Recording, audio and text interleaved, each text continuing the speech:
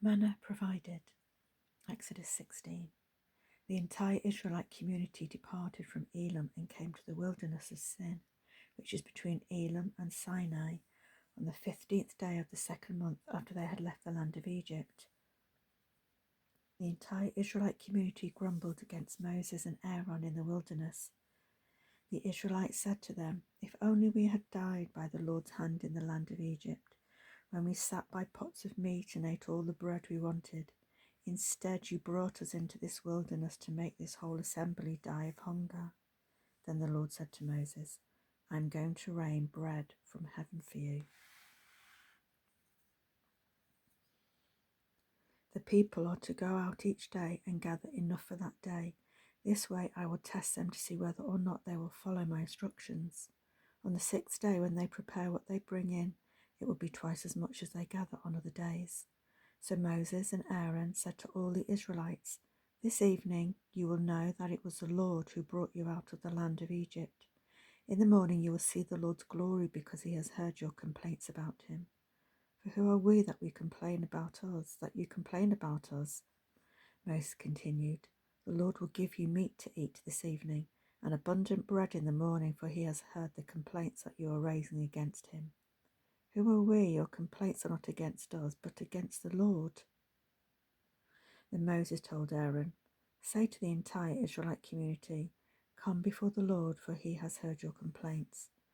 As Aaron was speaking to the entire Israelite community, they turned towards the wilderness, and there in a cloud the Lord's glory appeared.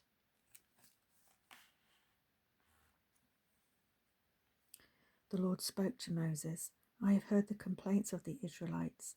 Tell them, at twilight you will eat meat, and in the morning you will eat bread until you are full. Then you will know that I am the Lord your God." So at evening quail came and covered the camp. In the morning there was a layer of dew all around the camp.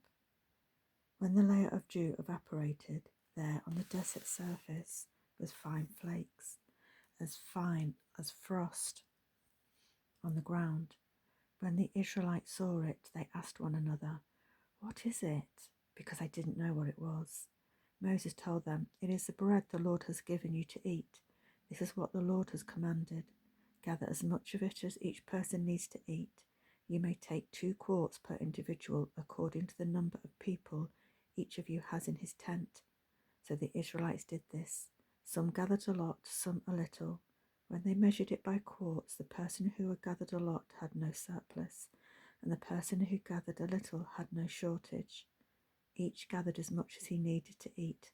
Moses said to them, "No one is to let any of it remain until morning." But they didn't listen to Moses. Some people left part of it until the morning, and it bred worms and smelled. Therefore Moses was angry with them. They gathered it every morning. Each gathered as much as he needed to eat, but when the sun grew hot, it melted. On the 6th day, they gathered twice as much food, 4 quarts apiece, and all the leaders of the community came and reported this to Moses. Sabbath invested with special covenant significance to Israel.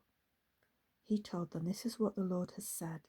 Tomorrow is a day of complete rest, a holy Sabbath to the Lord. Bake what you want to bake and boil what you want to boil, and everything left over set aside to be kept until morning."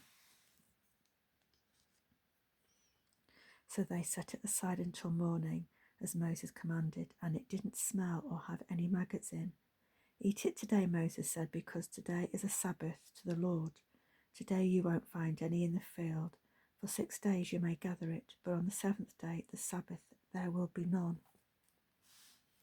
Yet on the 7th day, some of the people went out to gather, but they did not find any.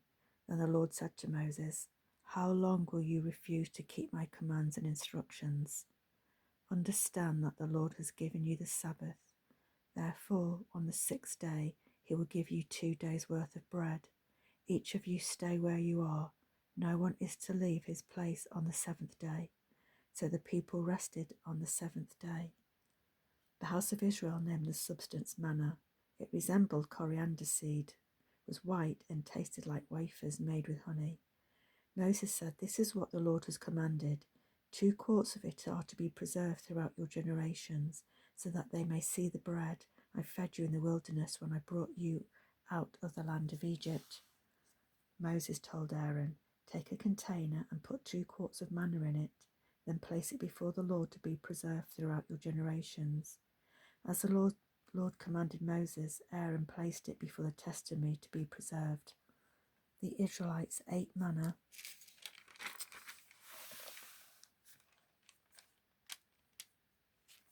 for 40 years until they came to an inhabited land. They ate manna until they reached the border of the land of Canaan. 2 quarts or a tenth of an ephah.